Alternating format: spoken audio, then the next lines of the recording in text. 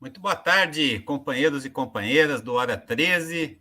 Sejam bem-vindos, bem-vindas à nossa programação de hoje. Você sabe que aqui no canal da Resistência, todos os dias às 13 horas, você encontra um espaço de discussão dos grandes temas nacionais, dos temas prioritariamente que unificam a esquerda brasileira.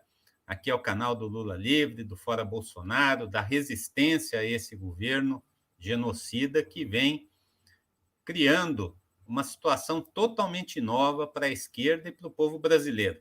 É a primeira vez que nos defrontamos com um governo de extrema-direita que é a principal parcela de poder político já alcançada pelo crime organizado. Nós temos essa aliança explosiva, né, dos milicianos do Rio de Janeiro com as Forças Armadas, a maioria do Congresso Nacional, soldada por uma agenda neoliberal, né, de grande interesse do capital transnacional, do imperialismo, de modo que enfrentar esse governo não é enfrentar um governo qualquer. E esse é um governo com grandes conexões internacionais, com interesses econômicos poderosos, aliás, que dão continuidade, né, à sua linha de impedir governos de esquerda e de centro-esquerda de terem sucesso no nosso continente. Durante os anos dos governos Lula e Dilma, nós tivemos muitas políticas públicas extremamente bem avaliadas que alteraram significativamente o papel do Brasil no mundo. Aliás, o Lula sempre dizia que nenhum governo será bem sucedido no exterior se ele não tratar bem o povo na sua própria casa.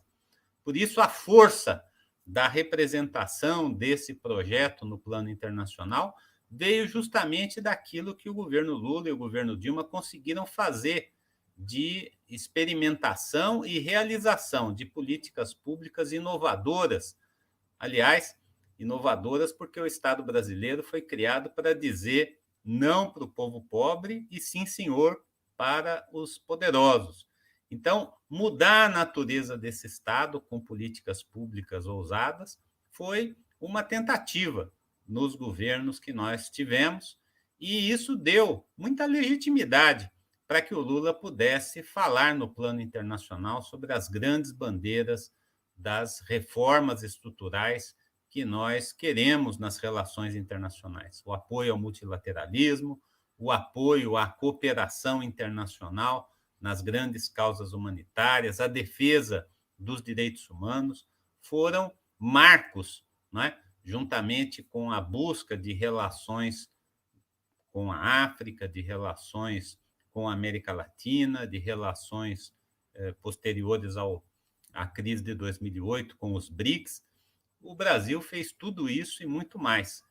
E essa política externa foi chamada pelo ministro Celso Amorim de política externa altiva e ativa, uma política que buscava representar a soberania nacional numa visão de integração de esforços das nações para a promoção da paz, dos direitos humanos, dos direitos sociais, econômicos, enfim, daquilo que marcou a nossa experiência de governo. Ocorre que na semana passada o ministro Ernesto Araújo foi depor na CPI da Covid e lançou luzes novamente sobre o Itamaraty.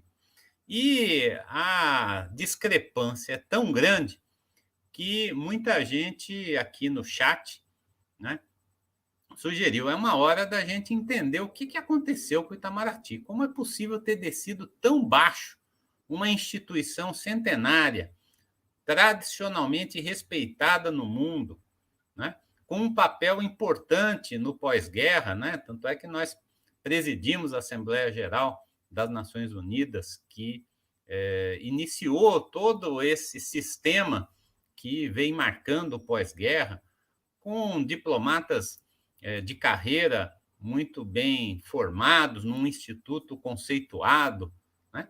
E depois de ter passado por essa experiência tão avançada durante os governos Lula e Dilma, como é possível ter retroagido tanto? Quanto é possível ter descido tão fortemente na escala, né, da qualidade do serviço público prestado ao povo brasileiro, porque é isso que o Itamaraty faz. Ele está aí para prestar serviços ao povo brasileiro na sua representação internacional. Então, essa indignação, Milton, gerou aqui a sugestão dessa pauta que nós estamos realizando hoje com você.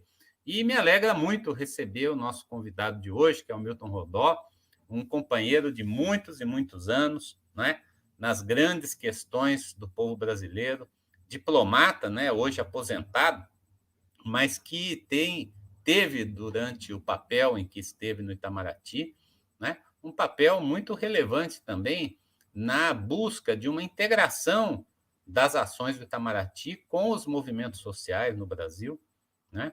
Foi um coordenador importante de áreas que marcaram a nossa cooperação internacional, principalmente na busca da segurança alimentar, do combate à fome, né?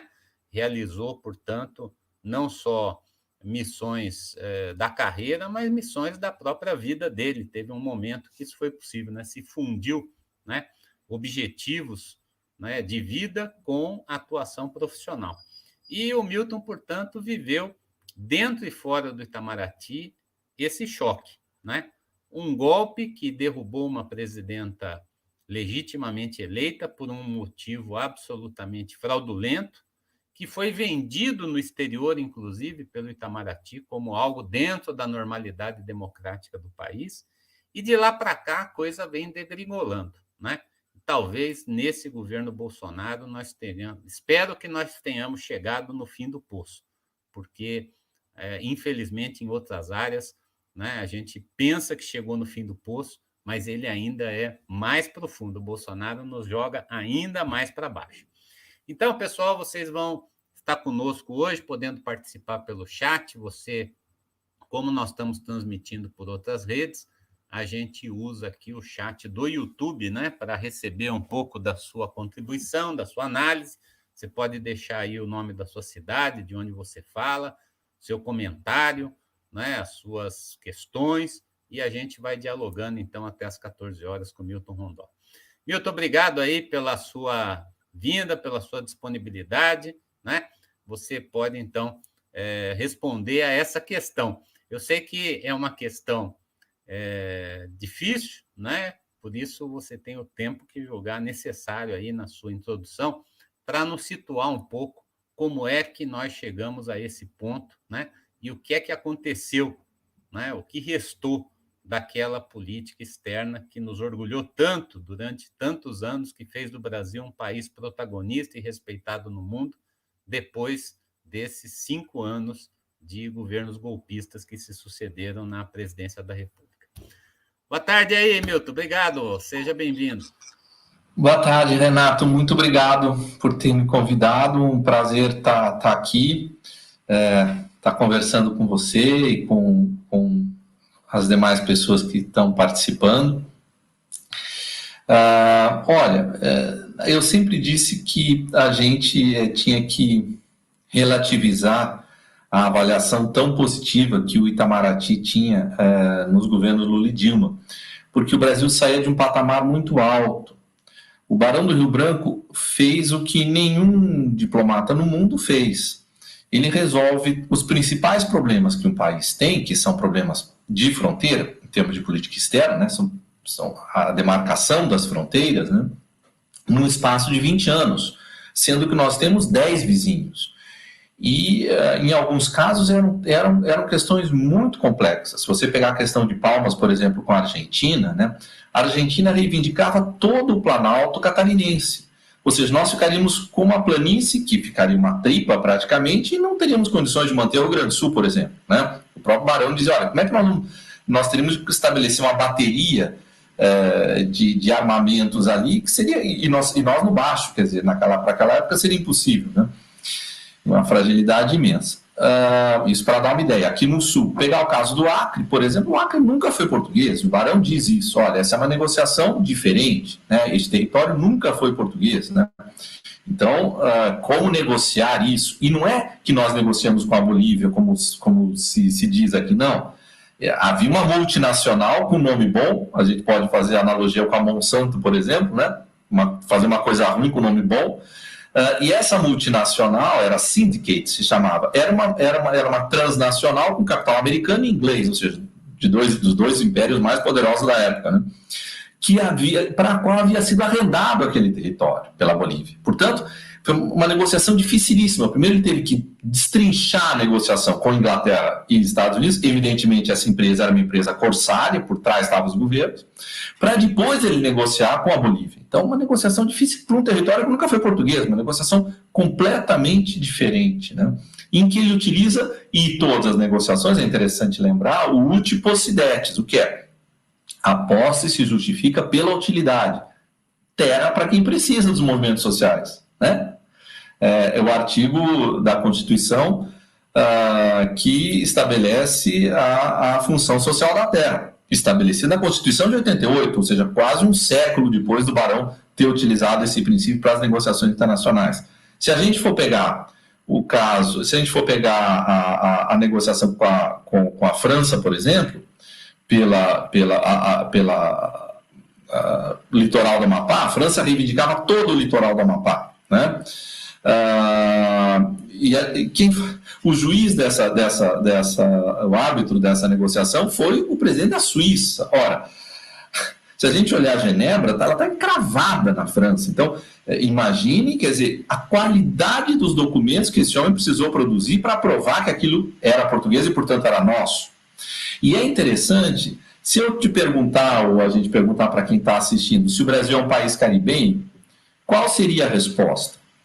Provavelmente a resposta é negativa. E, no entanto, o Brasil é um país caribenho graças ao Barão do Rio Branco, porque o Caribe começa no delta do Amazonas. Então, o litoral do Amapá está todo no Caribe, o que muda completamente a geopolítica regional, né? Até porque o Império tem interesse primordial na América do Norte, evidentemente, o México que o diga, né, perdeu 60% do território dele.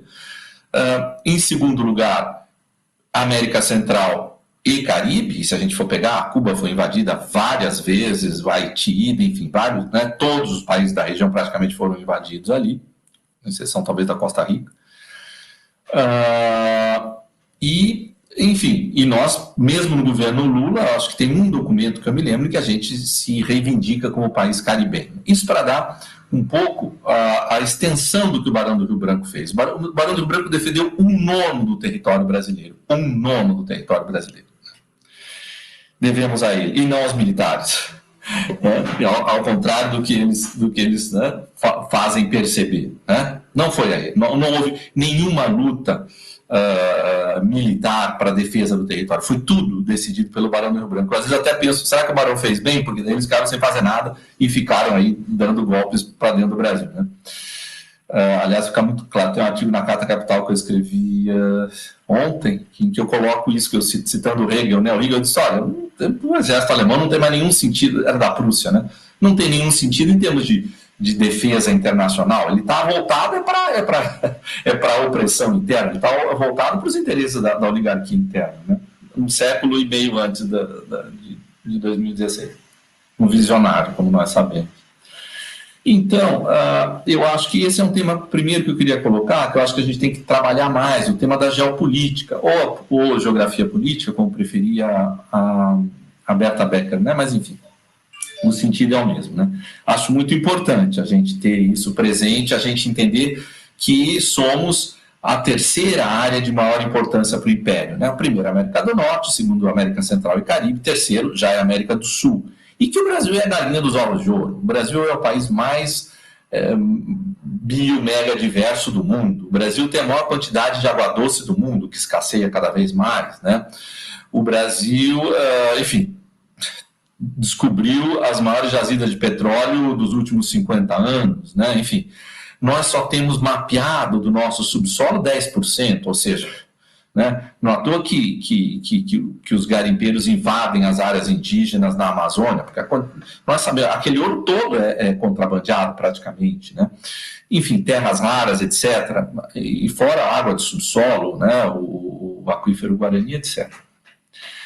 Então, eu acho muito importante a gente entender isso, para a gente entender até o que o embaixador Celso Amorim diz, a nossa ingenuidade, né? Nós somos ingênuos, né? Achamos que nós iríamos descobrir petróleo, e que nada aconteceria com a gente, né? O que, de fato, é uma ingenuidade, né? Quer dizer, se a gente vê o que aconteceu com o Irã, o que aconteceu com o Iraque, o que aconteceu com a Síria, etc., né? A gente deveria pensar que nós temos jabuticaba, mas não somos jabuticaba, não vamos confundir uma coisa com a outra, né? Quando o Irã nacionaliza o petróleo nos anos 50, com Mossadegh, né, imediatamente vem o golpe de Estado e os Estados Unidos e a Inglaterra colocam lá um general aqui, colocaram o capitão mesmo, está de bom tamanho, para quem é bacalhau basta, né, colocaram logo um capitão aqui. Enfim, então, isso para dizer que foi muito importante aquele exercício que nós fizemos nos governos Lula e Dilma de política externa, né, uma política externa que eu não tenho dificuldade em dizer que foi a mais importante daquele período, né? O próprio Obama reconhece isso, né? Diz isso para o Lula, né? Isso sem a gente ter arma nuclear, né? Sem ter fator de dissuasão e ter essas forças armadas que nós estamos vendo que temos, né? Enfim, então era na base, 100% na base da diplomacia, né? Não vou dizer 100%, mas 99%, né? 1% eles até trabalharam bem na operação de paz ali, relativamente bem na operação de paz no Haiti, em outras operações de paz. Na cooperação humanitária nos ajudaram muito, né? Há que se dizer, com muita dificuldade, enfim, conseguiram executar alguns voos da FAB importantes para a gente. No caso, por exemplo, da Bolívia, eles resgataram famílias que estavam dentro da água, né? Conseguimos levar o helicóptero. Depois mandaram uma conta de 700 mil, que eu nunca paguei, evidentemente, porque eu disse, olha, sinto muito, se vocês não discriminarem, não vou pagar, isso daqui é absurdo. E, enfim, ficou por isso mesmo. Nesse nível. Enfim, então,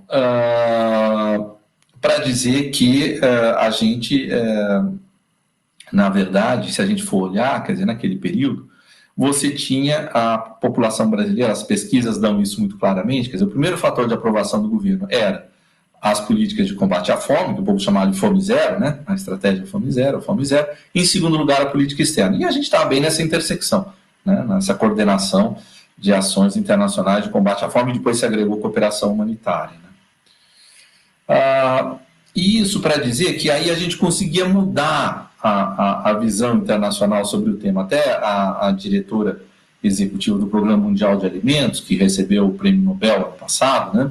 Programa das Nações Unidas, o maior programa humanitário do Sistema das Nações Unidas, era uma republicana, a Josette Chira. E ela, no almoço no Itamaraty, depois ela me pegou pelo braço e disse, olha, Milton, você não imagina como é importante para a gente ter o Brasil na cooperação humanitária, né, no Programa Mundial de Alimentos. Eu disse, olha, simplesmente porque cada um vê o mundo a partir do seu ponto de vista, né? Literalmente a gente vê aqui do Sul, e a gente, então... Por quê? Porque nós estamos introduzindo, antes se chamava ajuda, né, humanitária, depois as Nações Unidas pararam em assistência humanitária, nós evoluímos, nós sabemos, não, nada é unívoco, né, como o Paulo Freire já dizia, né, quem ensina aprende também, né? Então é cooperação humanitária. Mesmo quando eu destino só arroz para um país, parece que é unilateral. Não, eu estou descobrindo todo o sistema de logística daquele país, eu estou apresentando o meu produto àquele país. E eu dou um exemplo para você, no caso da Palestina, nós vimos doar arroz, nós tiramos do Rio Grande do Sul 1/4 da produção do Rio Grande do Sul. E depois eles deram um golpe na gente. 1/4 da produção de arroz do Rio Grande do Sul. Até foi interessante, eu encontrei o atual senador, o Heinz, e meio que fingi que não vi, mas aí ele veio conversar comigo. E aí ele disse, aí, Rondão, quando é que nós vamos tirar arroz daqui? Eu falei, mas vocês não deram golpe no governo? Não tem mais, acabou a cooperação humanitária, né? Enfim, nesse nível, quer dizer, de irracionalidade a gente está tratando, né? Mas enfim. E aí, e aí era para a Palestina. Nós cobrimos o consumo de arroz da UNRWA, que é a Agência das Nações Unidas para os Refugiados Palestinos no Oriente Médio, o Trump tentou acabar, que assiste refugiados palestinos em Gaza, na Cisjordânia, na Síria, no Líbano e na Jordânia. Muito bem. Cobrimos o consumo de arroz deles de 3 anos, escolas, hospitais, eles mantêm, é um trabalho incrível que eles fazem, muito bem. Mas aí, na hora de decidir pelo arroz, eles diziam, o arroz eles chamavam de X e nós chamávamos de Y, e ficou essa coisa. Aí, até que a Samanta, que trabalhava comigo, uma menina brilhante, disse, olha, vamos fazer assim, vamos mandar por mala diplomática esse arroz para lá, eles provam o arroz e dizem se é ou não é, né? Eles veem logo o arroz. Bom, Mandamos, eles prepararam o arroz, serviram para as senhoras palestinas, prepararam o arroz, serviram, e aí disseram, é esse o arroz que nós queremos. Era o nosso arroz. Eles não tinham ideia, era uma prevenção que se tinha da nossa produção de arroz, né? E assim foi na África também, enfim. Então, e fizemos coisas fantásticas, até com os Estados Unidos, né? No caso da Somália, por exemplo, eles têm uma lei que impede assistência humanitária a países onde haja terrorismo. E a Somália se enquadra por conta do Shabab. Então, o que eles fizeram? Eles pagaram, eles tinham uma embaixadora muito boa, colocada pelo Obama lá na FAO, uma advogada negra de Chicago, colega dele. Ela disse, eu vou fazer assim, nós vamos pagar esse transporte até Djibouti. E dali para frente precisamos de um outro país. Aí conseguimos a Espanha. Daí a Espanha pagou dali para frente, que era pouquinho, enfim, né? Aí já era transporte terrestre. Então fizemos... No caso do terremoto no Haiti, por exemplo, quer dizer, o Graziano era o representante regional da FAO e ele disse, Milton, está todo mundo concentrado em Porto Príncipe, mas não vai ter produção agrícola. Quem que vai sustentar esse país? São os países que têm que se sustentar, né? Então, nós e os Estados Unidos contratamos 20 ou 40, não me lembro, tratores na República Dominicana para entrarem no Haiti e sair arando a terra e ter, enfim, colheita, né? Então, enfim, foram várias. Com a Espanha foram N operações em que a Espanha pagava o transporte, a gente entrava com arroz. E, lógico, para o nosso produtor, ótimo, isso manteve preço, evidentemente, né? Imagine o produtor de arroz do Rio Grande do Sul, você tirar 1/4 da produção de lá, né?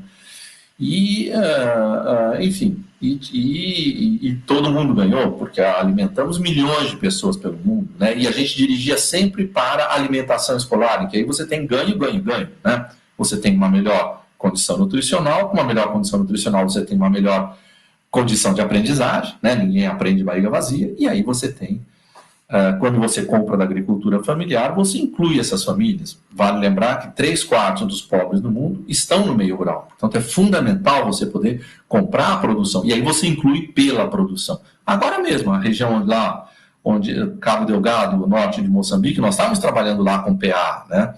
Uma região muito pobre, as crianças não tinham nem carteiras, elas sentavam no chão de terra batida, a escola, enfim, barraco de barro, uma choupana muito simples, né?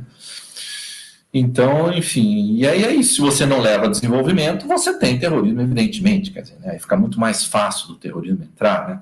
Se você for pegar, por exemplo, a fronteira do Senegal com o Mali, onde nós trabalhamos também com o PA, financiamos a FAO, melhorando a produção risícula de uma cooperativa de mulheres, em um ano elas aumentaram 300% a produtividade delas, porque entrou assistência técnica, né? Porque os organismos internacionais, multilaterais, financeiros, fizeram o trabalho sujo que fizeram aqui no Brasil, de destruir a assistência técnica. Se lembra que o Collor acabou com a Embrater, né? Só os estados riquinhos mantiveram a sua assistência técnica. Rio Grande do Sul, São Paulo, Santa Catarina, Paraná, etc., né? Rio de Janeiro. E aí, sem assistência técnica, como é que o pequeno agricultor vai se desenvolver? Não tem como, né? E assim foi pelo mundo. Eles não fizeram só o serviço sujo aqui, eles fizeram no mundo todo. E o Brasil era uma luz de esperança. O Brasil muda tudo isso, né? Enfim, e a gente vai aí caminhar para esse golpe, porque, lógico, nós incomodamos muita gente. Na véspera do julgamento do Lula no TRF4 lá em Porto Alegre, teve um ato muito bacana lá, e até estava o Celso Amorim, e o vice-reitor da Universidade de Coimbra disse, olha, Celso, você é o responsável por esse golpe, porque o Brasil incomodou demais esses países. E incomodou, eu vou te dar um exemplo, não sei se você viu um filme que eu recomendo, A Guerra, um filme francês muito bom, tem uns 2 anos. Num determinado momento, a greve. Num determinado momento, está se discutindo se deve se voltar ou não para o trabalho, e um dos pais diz, olha, eu tenho de voltar, eu não tenho mais como pagar a alimentação escolar dos meus filhos. Há um ano atrás, isso vocês podem dar um Google, vocês acham, um juiz chegou a ameaçar com a perda da guarda das crianças de pais que tinham dívida de $20 mil com a alimentação escolar nos Estados Unidos. Se você der um Google, você pega artigos do The Guardian, na Inglaterra, mostrando que muitas crianças preferem passar fome a declarar a sua pobreza. Por quê? Na meritocracia, se você é pobre, a culpa é dos seus pais, que não tem mérito, certo? Então, é nesse nível que a gente está falando. Quer dizer, o Brasil mexeu nisso tudo. O Banco Mundial veio com esse modelo para a gente. Não, só deve dar alimentação escolar para quem é pobre. Diz, não, come pobre, come rico. A alimentação, os cristãos entenderão melhor o que eu estou dizendo, né, que é o momento mais importante, né, da celebração, principalmente os católicos, né, que é a comunhão, que se come pão conjuntamente. Né? A alimentação não é só ingesta, a alimentação é comunhão. Né? É comer junto, é se alegrar junto, é participar junto, né? Enfim, e aí, então isso mexeu com muita gente, isso realmente desestabilizou esses países imperialistas na raiz, né? Dentro dos seus próprios países, de alguma forma. E, enfim, e aí a questão que você me perguntava, quer dizer, do Ernesto, eu queria fazer aqui uma crítica também, Renato, aos teus colegas lá da Câmara e do Senado, quer dizer, eu até mandei para dois que sequer me responderam. Eu digo, olha, essa gente vai mentir, porque se nós não os conhecemos até hoje, pelo amor de Deus, né, vamos desistir, né? Então nós sabemos quem eles são, certo? Então eles vão mentir, certo? Como é que a gente faz para eles não mentirem? A gente confronta com os documentos que eles assinaram, né? Na véspera do Ernesto, ela mandou, olha, no Itamaraty nada fica sem registro, isso está registrado, peguem isso, senão ele vai ser um showzinho. Que foi o que aconteceu, né? Então, vamos lá, né? Nós já fomos governo também, nós aprendemos alguma coisa, vamos mostrar que aprendemos alguma coisa, né? Que a gente tem condições de ser governo de novo, vamos, né? Então, eu realmente fiquei muito chateado, muito impactado com isso, assim, da gente não ter feito o dever de casa antes, né? Quer dizer, eu acho que aí... Né? E você vê que a sociedade civil fez, né? Você tem saiu um artigo muito bom no El País, 3 ou 4 ONGs que estão muito trabalhando nisso, pegam as informações e mandam para lá, para os deputados, para os senadores, entendeu? Sabe? Que é coisa que a gente devia ter feito, quer dizer, né? Enfim, que não é nada tão complexo, a gente sabe como é que funciona o governo, entendeu? No caso do Itamaraty, mais ainda, tudo registrado, entendeu? Então, é confrontar a pessoa com o que ele assinou. Né? Dizer, de quem é essa assinatura aqui? É isso que tem que ser feito, né? Enfim. Eu queria mais ouvir as pessoas e ver o que se acha disso tudo e dizer que, olha, na verdade, eu acho que, enfim, a gente ainda carece, né? E eu fiquei muito contente que nas últimas eleições, tanto o PT quanto o PSOL colocaram isso nos seus programas de governo, também a Frente Brasil Popular colocou isso, a participação da sociedade civil. Né? Eu espero que se a gente chegar lá de novo, a gente tenha um conselho, né, de política externa, com sociedade civil, com participação do parlamento, do judiciário, academia, movimentos sociais, né, LGBTQI+, mulheres, enfim, né, movimento negro, né, porque senão política externa é política pública. Se você não tem participação, né, boa política pública que tem participação social, mecanismo de participação social. Se você não tem, você vai ter uma política externa minguada e pode chegar a ter um descalabro como a gente está assistindo hoje. É isso, eu queria mais ouvir você e os ouvintes. Legal, te agradeço bastante aí a apresentação inicial, né? Nós temos já aqui muita contribuição, o pessoal comentando, né? Mas antes mencionar isso, né? Aliás, eu estava falando com um assessor da CPI esses dias, falando um pouco sobre isso, né? A importância da gente não imaginar que CPI é apenas chamar as pessoas para falar, né? Foi esse o caminho inicial dessa CPI, até pelas circunstâncias em que a gente está vivendo, né? Uma CPI semipresencial, com diligências muito dificultadas, mas realmente faz falta, né? Para a inquirição dessas testemunhas, trabalho documental, né? A requisição de documentos, o estudo pelas assessorias, a formulação de perguntas que coloquem, de fato, o inquirido diante dos fatos que ele promoveu, né? Não só o que ele falou, que basicamente nós estamos confrontando hoje esses depoimentos com o que eles falaram antes, mas com aquilo que agiram, inclusive sobre a cadeia de comando, né?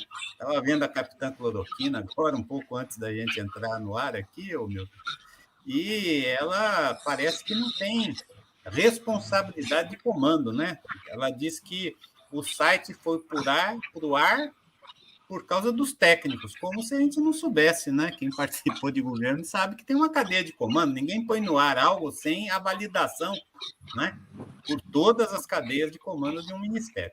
Mas isso é assunto para um outro dia, né? Quero te agradecer bastante aí esse tema colocado, né? E muita gente aqui, né? Nós estamos com participação aqui de Cuiabá, né? Da nossa companheira Enelinda, o companheiro Paulinho, lá, diretor do Sindicato da Fiocruz, do Rio de Janeiro, né? Bastante gente aqui que não se identifica de que cidade é, mas, como a Isabel, situando bem fortemente a importância dessa análise geopolítica que você iniciou, né?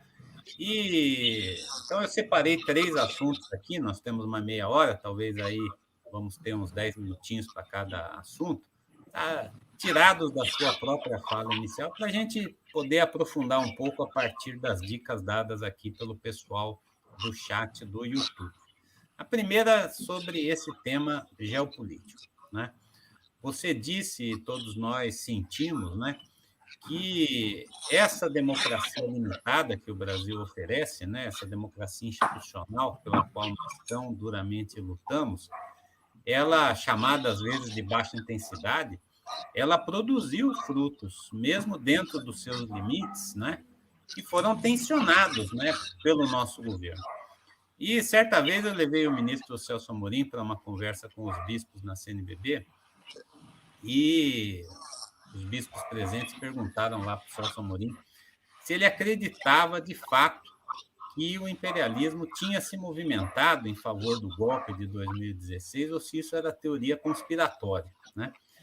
E o Celso Amorim falou o seguinte: em termos de geopolítica, eu só acredito em teorias conspiratórias, né? Nós demoramos anos a fio, depois do encerramento do período da ditadura militar no Brasil, para receber os documentos que comprovaram a participação, a ingerência até do embaixador dos Estados Unidos no Brasil. Muito se fala, né, da embaixadora do Brasil, dos Estados Unidos no Brasil, durante o pré-golpe, o golpe, né? Queria que você pudesse aprofundar um pouco, né? Você mencionou uma certa ingenuidade da parte de pessoas muito importantes, né? E todos nós, de uma certa forma, talvez porque foi a primeira experiência, de fato, da classe trabalhadora ter chegado a essa parcela de poder tão importante, parecia que tudo que a gente fazia não teria consequências, né?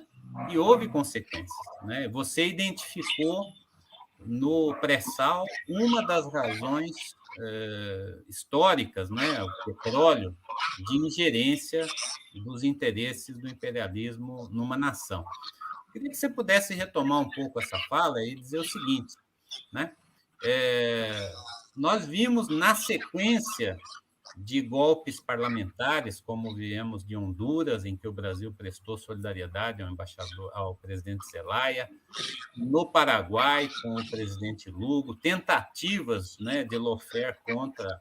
De lawfare houve, né, efetivamente, contra a Rafael Correia, contra a Cristina Kirchner. Como é que você situa esse impacto desses países no mesmo período histórico, governados por governos de esquerda ou de centro-esquerda, que se alinharam com uma política externa muito mais ativa, né? Principalmente depois da crise mundial de 2008, a gente mexeu com coisa muito importante, petróleo, BRICS, né?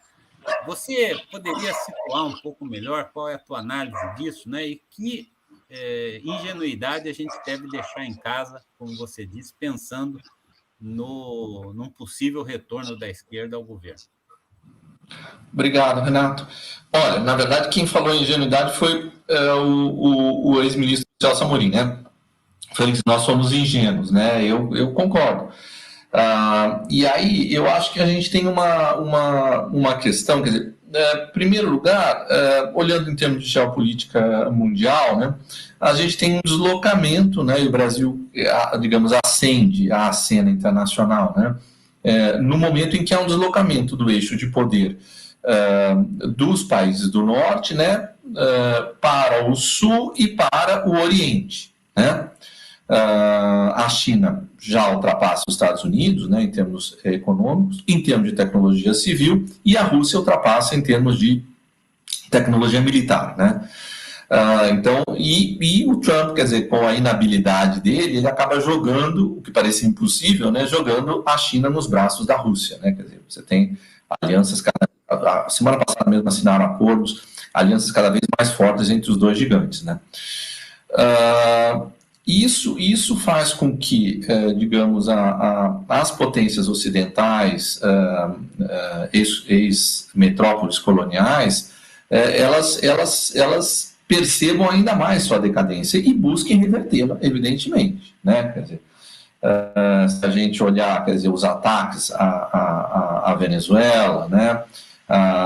E aí vejamos, quer dizer, não foram só os Estados Unidos, não foi só os Estados Unidos de Trump que reconheceram o Guaidó, a Europa Ocidental também, né? Que parece mais ilustrada, iluminista, limpinha, né? Não é bem assim, né?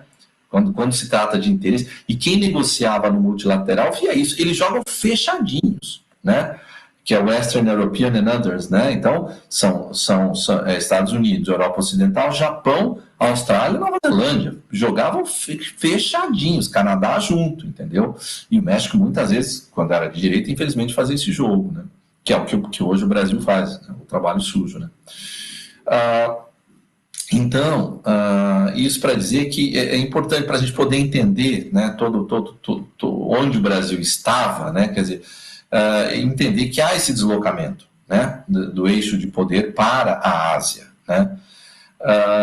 E aí a gente vai entender, quer dizer, até em termos de América do Sul, como é que isso se produz, né? Interessante a gente olhar, quer dizer, que dois países que estão no Pacífico passam por momentos muito interessantes de mudanças políticas, né? O Chile, né, que aprova agora, botando o povo na rua, conseguiu a Constituinte, né? E agora elegeu, inclusive, uma Constituinte muito progressista, com 2/3 de progressistas, né? Maioria de mulheres, inclusive, né? E o Peru, que provavelmente poderá eleger um presidente de esquerda, né? E aí a gente viu esse atentado agora muito parecido com aquela coisa do Diniz, né? Aqui, né? Enfim, a direita se movimentando através do terror, que é o que ela sempre fez, né? Desde a Itália, aqui, etc. Né? Aliás, se você me permite, para quem tem dificuldade em entender ou costuma rotular de teoria da conspiração determinados eventos políticos, eu recomendo um documentário. Ele tem 2 anos, é de uma diretora brasileira, eu não lembro o nome dela, mas é imperdível. Chama-se Pastor Cláudio. Era um matador da época da ditadura, ele era um delegado, né? E que depois se converte, enfim, vira evangélico, e ele dá um depoimento. É absolutamente, enfim, é um raio-x de tudo o que aconteceu, o que acontece nesse país. Enfim, então para dizer que eu acho que é muito importante a gente entender esses movimentos, né? O caso da Colômbia, por exemplo, quer dizer, a Colômbia, que era a principal base político-ideológica norte-americana aqui na América do Sul, você tem, né, a Colômbia já, os setores progressistas conseguindo brechas para avançar, né? Que é o que a gente está assistindo esses dias, infelizmente, enfim, com muito sangue, né, pela repressão desse governo de direita do Duque, né? Mas enfim, mas que vale a pena dizer que ainda sendo um governo de direita historicamente controlado, num país historicamente controlado pelos Estados Unidos há um século, né, praticamente em guerra civil, ainda assim o Duque propôs o imposto sobre grandes fortunas, né, o que é impensável para esse genocida local aqui, né? Então, enfim, acho que é importante a gente olhar isso. Olhar, por exemplo, também, acho importante olhar Jerusalém, né? O lugar mais cosmopolita, a cidade mais cosmopolita do mundo, onde você tem, né, 3 cosmovisões muito intensamente convivendo, né? E justamente ali as fricções. É como se fosse uma placa tectônica, né? Então, quer dizer, nas bordas é onde você vai ver esse atrito mais evidenciado, né? Caso de Mianmar, né? Você vê que é o Império tentando retomar o controle por meio de seus capitães do mato, que são os militares, né? Aqui, em Mianmar, em Israel, né? Você vê o protagonismo nessas situações de crise deles, né? Que infelizmente tem uma formação enviesada e muito mais voltada para a repressão interna do que para as competências que estão estabelecidas na Constituição, que é a defesa externa do país, né?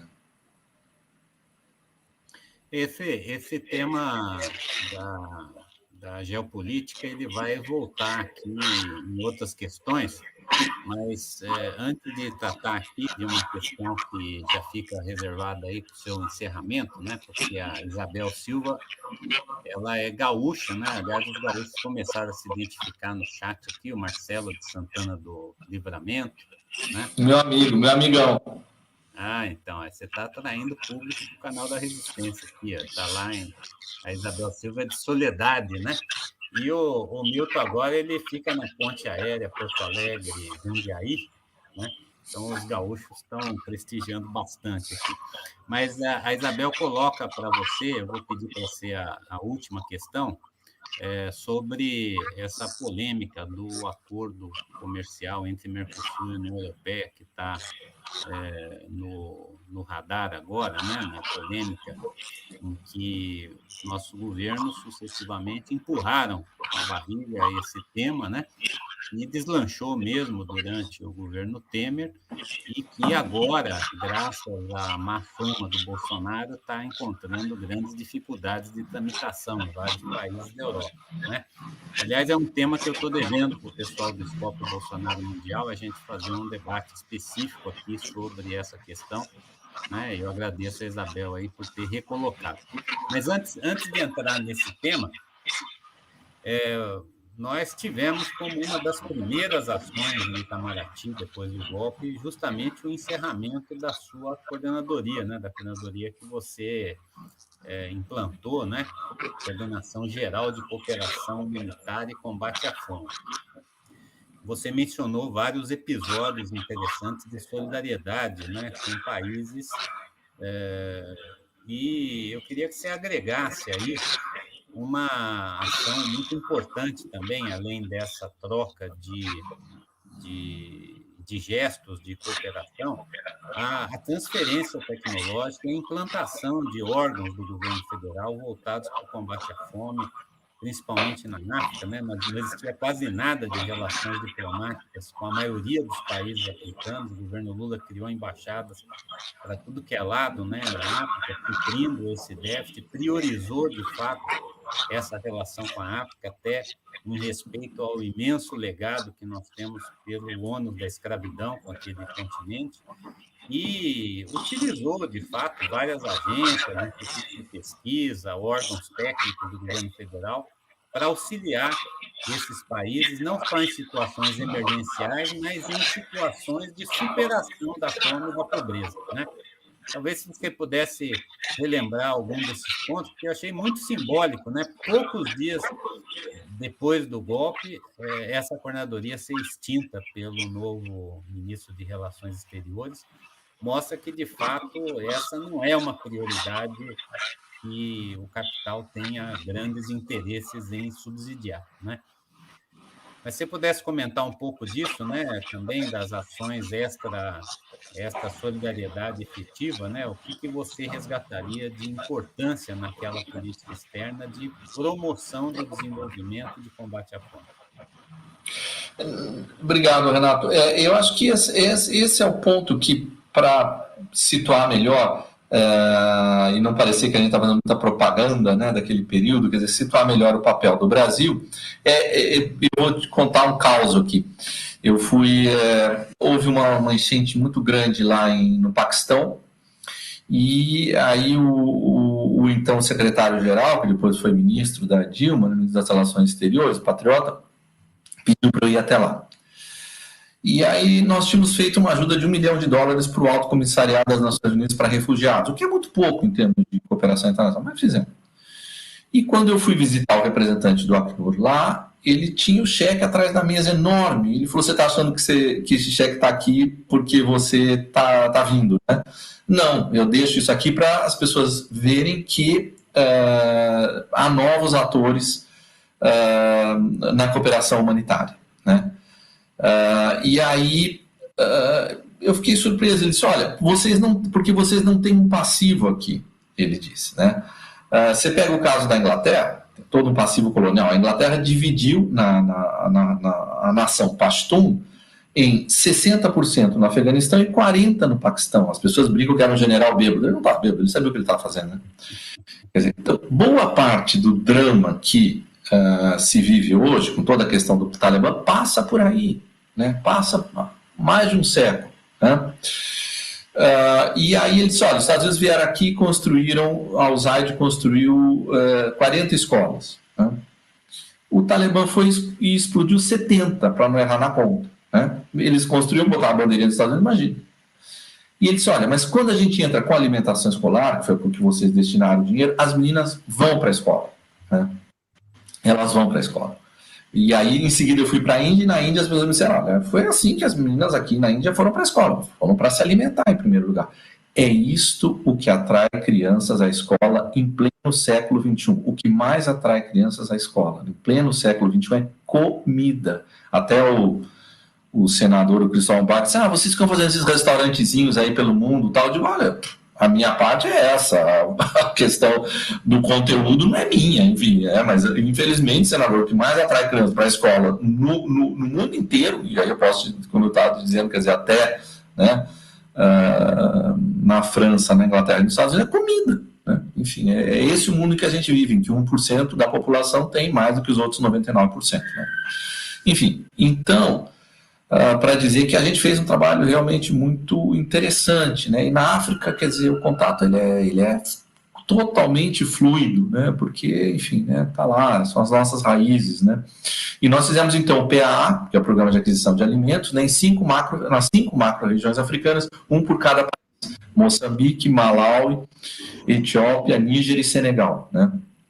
Enfim, e aí financiávamos a FAO, que entrava com cooperação técnica, melhoramento de genética, né, para a produção, e o PMA comprava para a alimentação escolar das crianças, né? Então, com ganho, né, melhor condição nutricional, melhor condição de aprendizagem, inclusão das famílias na produção, né, porque elas produziam, enfim, pela comercialização, que é a melhor inclusão que você faz. Porque aí aquela crítica que se fazia do Bolsa Família, mas está dando dinheiro para pessoas ociosas. Não.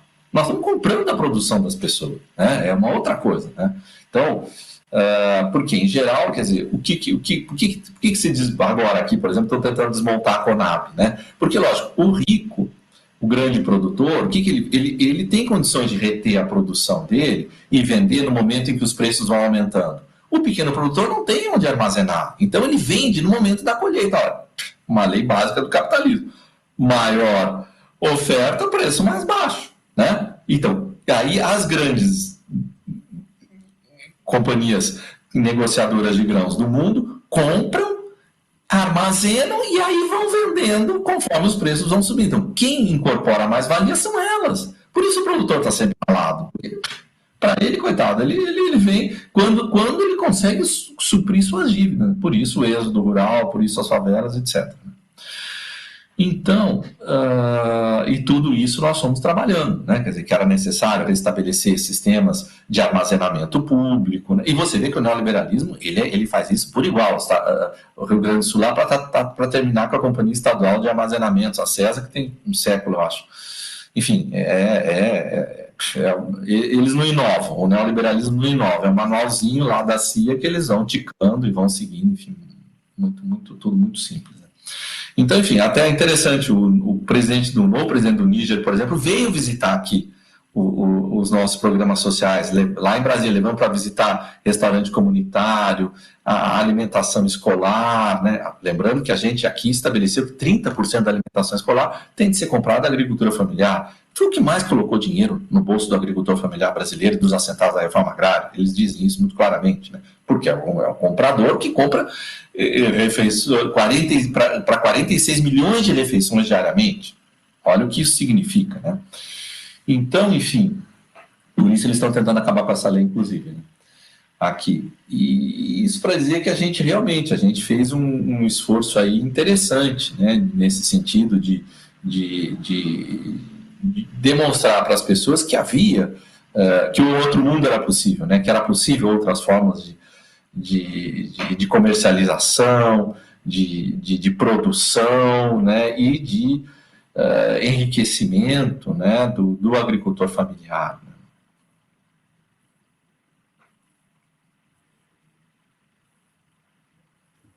Deixa eu ligar meu microfone, senão não dá para falar. O pessoal do chat estava dizendo que tem um ruído, não sei se foi do nosso microfone aqui, onde está, mas eu acho que está perfeita aí a recepção. Queria registrar aqui também a presença do pessoal de Belém, né? O pessoal fala aqui que no Pará fascista não se cria, que o Bolsonaro perde de goleada do povo cabano. Bem-vindo aqui. Então, olha, me fez lembrar aqui que nós estivemos juntos em Belém e em várias edições, em várias partes do mundo, do Fórum Social Mundial, né, em que o governo brasileiro, com o apoio da Petrobras, instalava, né, no território do Fórum Social Mundial um stand, né, de cooperação internacional onde essas políticas estavam expostas, né? Você mencionou algo que foi um desafio realmente não implementado como a gente gostaria, da participação popular na gestão da política externa, né?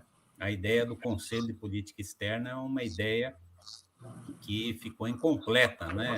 Durante o nosso governo, a gente teve imenso avanço nas conferências, avanços nos conselhos, interconselhos, né?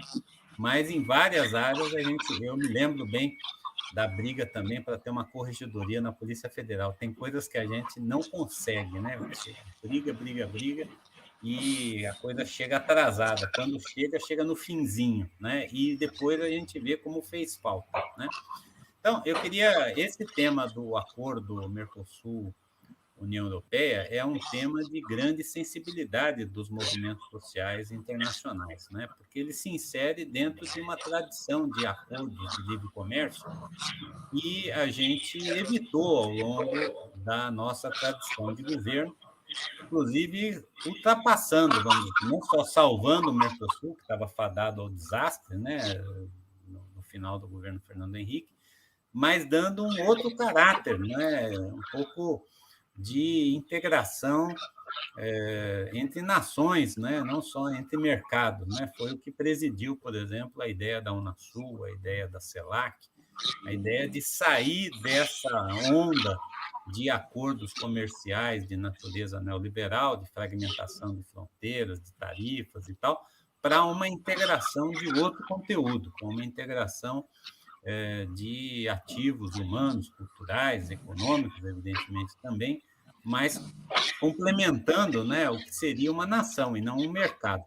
Então, até para atender aqui a nossa companheira Isabel, que formulou essa questão no chat, né, eu queria que você falasse um pouco dessa relação com os movimentos sociais, com a participação popular, e como é que você vê esse tema dos acordos de blocos comerciais com esse enfoque, né, do olhar da sociedade civil, dos trabalhadores, trabalhadoras, do povo dessas nações que olham com muita reticência, já desde as grandes lutas dos anos 90, a esses acordos de natureza meramente comercial.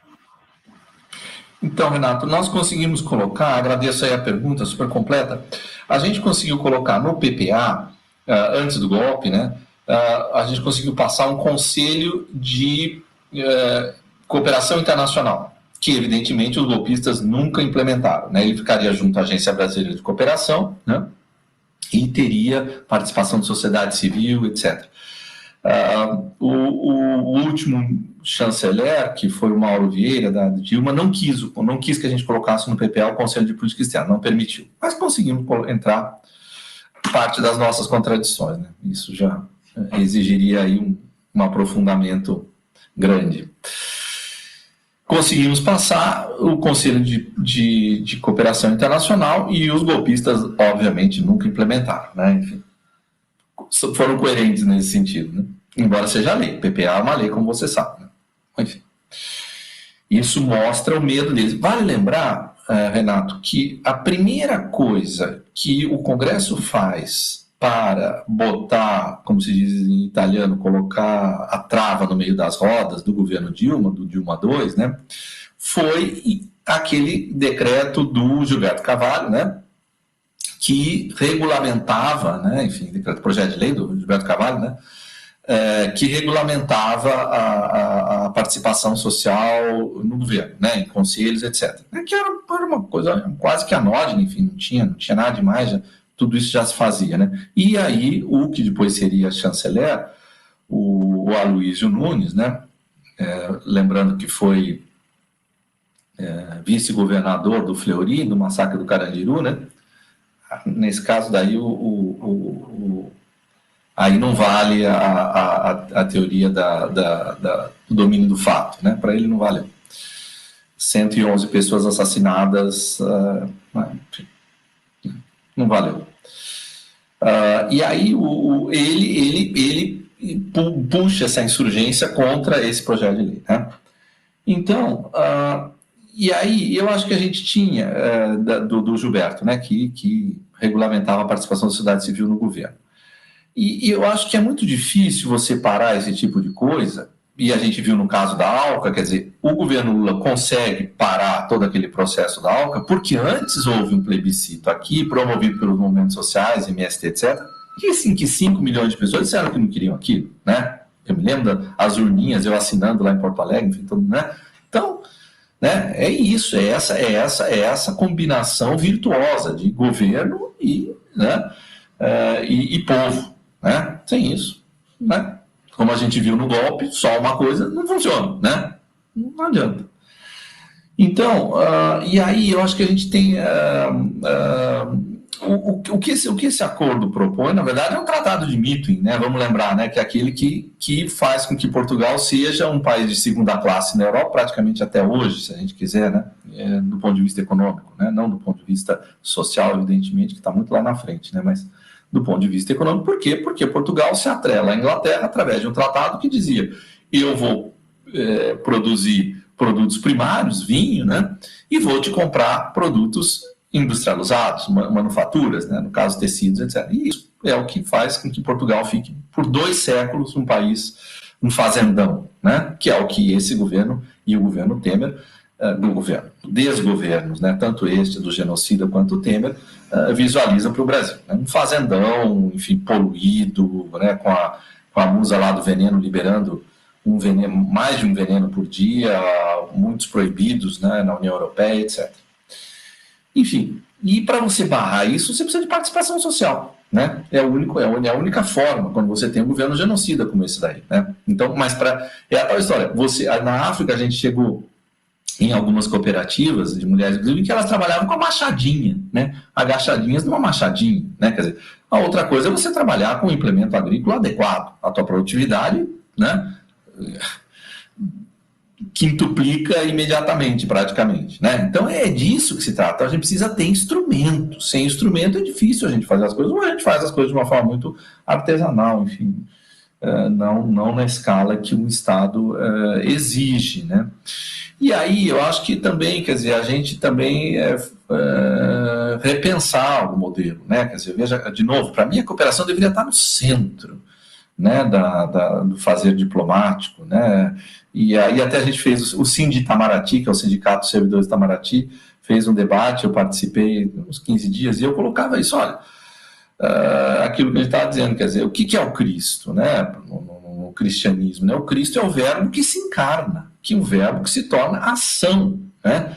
Então, quer dizer, isso tem 2000 anos, né? E a gente tem dificuldade de entender isso na diplomacia ainda. O centro da diplomacia tem de ser ação, né?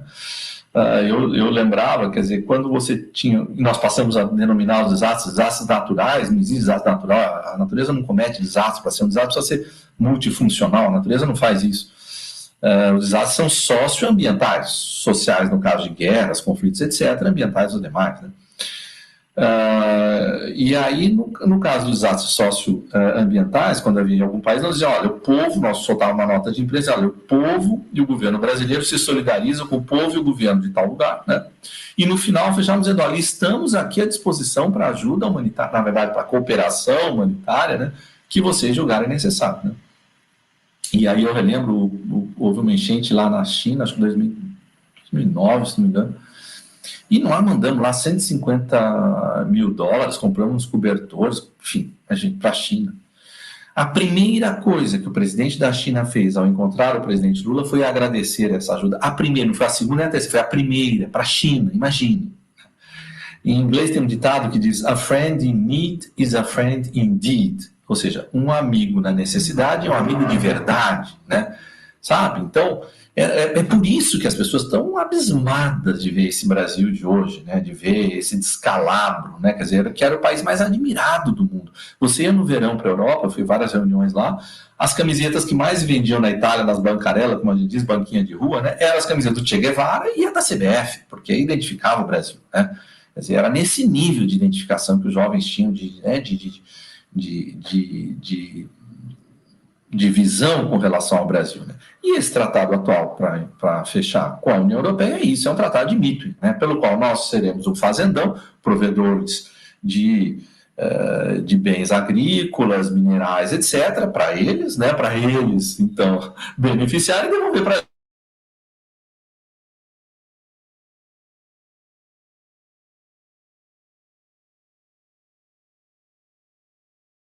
eternamente. É disso que se trata, evidentemente.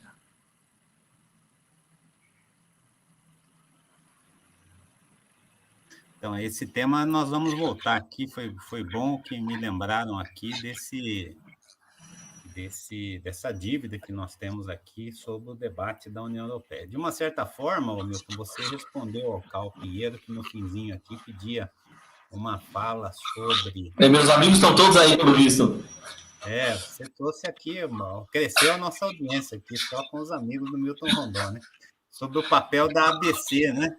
A ABC, a Agência Brasileira de Cooperação, que eu me lembro bem dos debates, né, no governo, no período do nosso governo, muita incompreensão, inclusive dentro do Itamaraty, né? Como se não fosse algo que deveria estar lá, né? E realmente você colocou aqui no centro da política. Lamentavelmente, a ABC, pelo visto, está no limbo maior do que ela já se encontrou, né? Foi a questão do CAL. E agora o companheiro Santana, lá de Belém, coloca um pouco sobre as questões em relação à posição da Rússia e da China em relação ao golpe, né? Mas, infelizmente, nós vamos ficar devendo uma discussão um pouco maior sobre esse assunto, porque nós já estamos chegando aqui no nosso encerramento.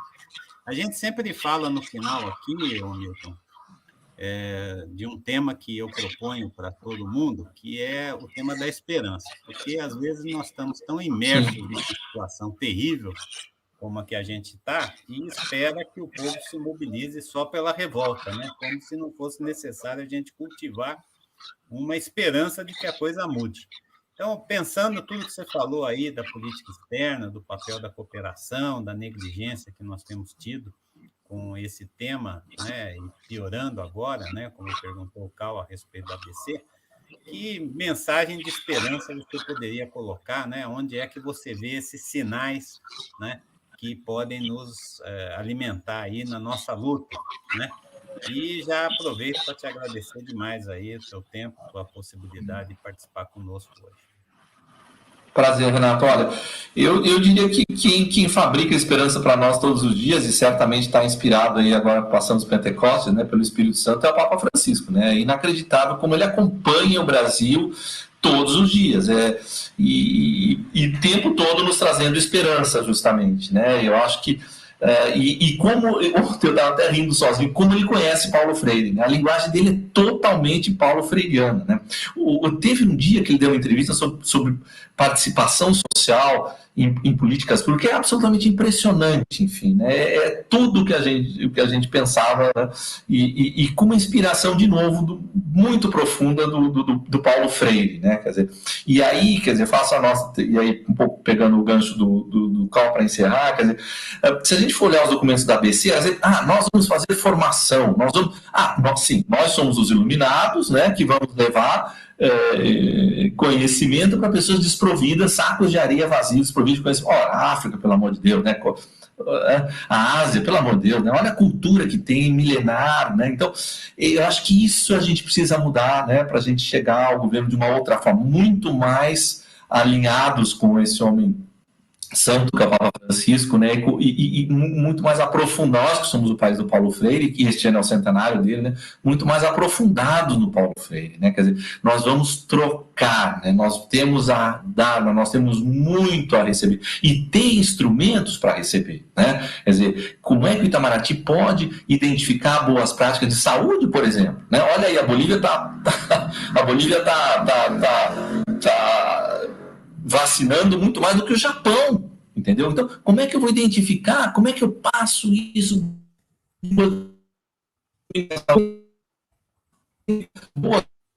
Passar depois.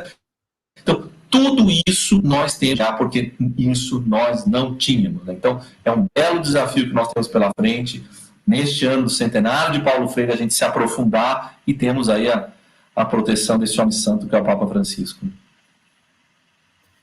Isso aí, olha, muito comentário já do Papa Francisco aqui, mas esse tema da economia de Francisco, sugerido aí, quem sabe a gente retoma numa próxima, né? Ó, você foi um celeiro de ideias de outras lives, viu, Milton? Vamos tentar dar seguimento aqui às várias sugestões que a gente recebeu, né? Esse tema mesmo de hoje foi sugerido no chat, depois daquele desastroso depoimento do Ernesto Araújo, que só não foi pior do que a prática dele, que foi realmente lamentável e muitas vezes, como você falou, ficou ali uma aura de alguma coerência, de alguma base, né, humanitária, mas realmente foi lamentável esse período aí da nossa história. Então, a gente volta na quinta-feira, né? Amanhã tem o Vadidamus, e na quinta-feira a gente volta, e o tema da quinta-feira vai ser o ato do dia 29. 29, sábado, todos nós temos um compromisso, todos e todas puderem participar, virtual ou presencialmente, dentro das normas que estão sendo estabelecidas para essas manifestações do dia 29, a campanha nacional Fora Bolsonaro vai estar aí nas ruas, ligando aquelas reivindicações que a gente tem tratado sempre aqui, vacina para todos e todas já, auxílio emergencial de R$600, empregos, né, uma nova política econômica, não as privatizações que estão em curso, tudo isso está junto e misturado com essa perspectiva do Fora Bolsonaro. Então, nós vamos conhecer melhor os objetivos e a organização dessas manifestações do dia 29, nesta quinta-feira, então, aqui no Hora 13. Um abração, então, Milton, bom almoço aí, tome um bom vinho para esquentar, que hoje está difícil, né? Valeu. E hoje de manhã estava falando com o Guto, que às vezes, hoje é a Camila que está nos ajudando aqui no Hora 13, estava falando com o Guto, disse que estava 4 graus lá em Santa Maria, que a perspectiva é de 1 grau para amanhã. Então, você ainda deu uma escapadinha. Quem diria que Jundiaí ainda seria uma escapada para o calor, né? Aí na Serra do Japi. Um abração, então, gente. Até quinta-feira. Fora Bolsonaro para todo mundo aí. Tchau. Valeu, Renato. Obrigado.